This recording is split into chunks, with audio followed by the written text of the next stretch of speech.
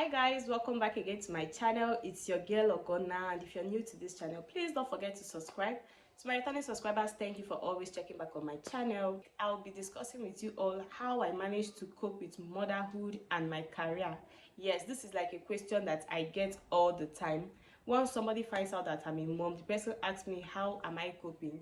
This is in addition with the type of job I do. I'm a banker, and if you're in Nigeria, you know that the banking job is not an easy one. Like right from when I was a kid, right from growing up, I always knew that banking is not easy.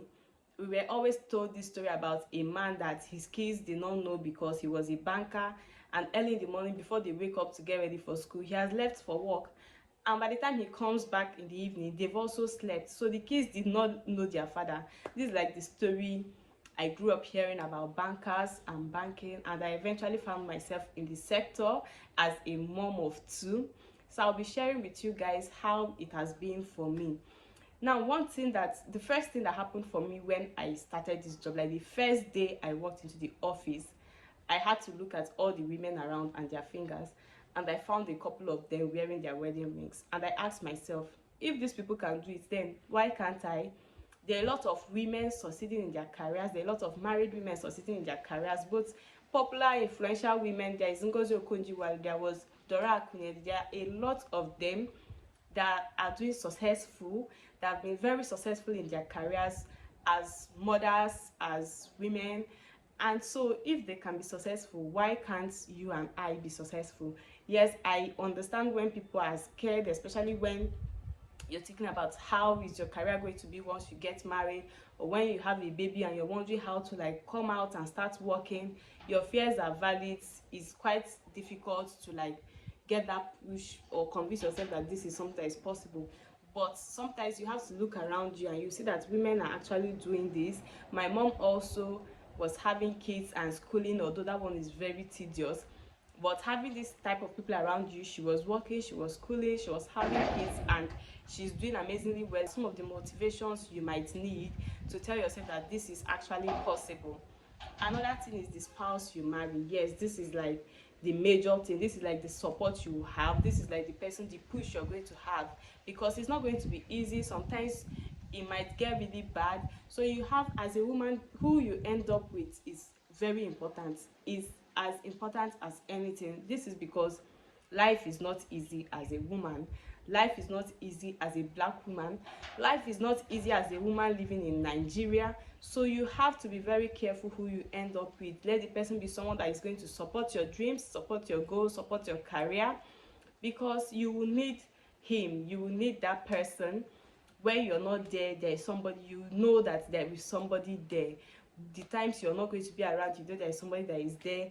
And the rest of it, you also need that person that is going to motivate you, because people are going to judge you. Mom guilt is going to come in. So you just need that one person by your side who is going to push you, who is going to guide you through.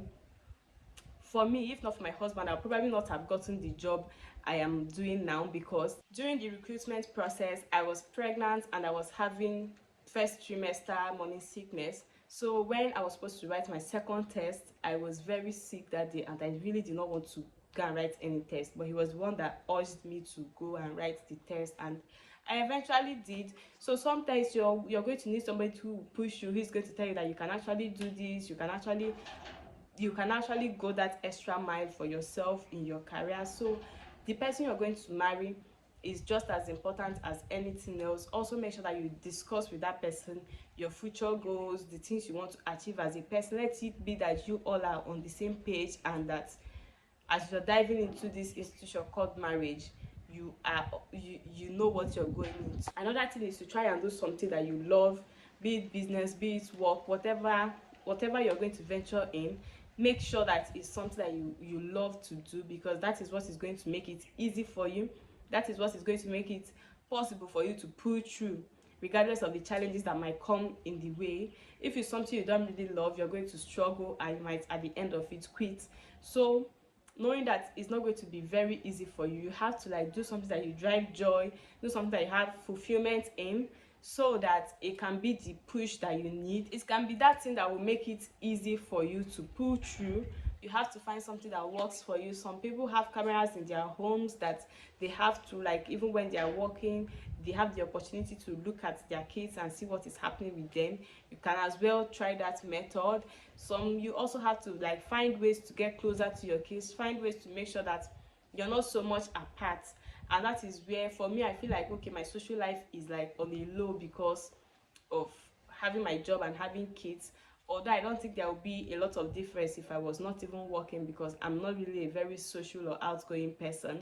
But for me, I find it very difficult to go out on Saturdays, because I always feel like my Mondays to Fridays I'm at work. Saturday and Sunday is the only time I have to spend with my kids, so I cannot be out the whole weekend.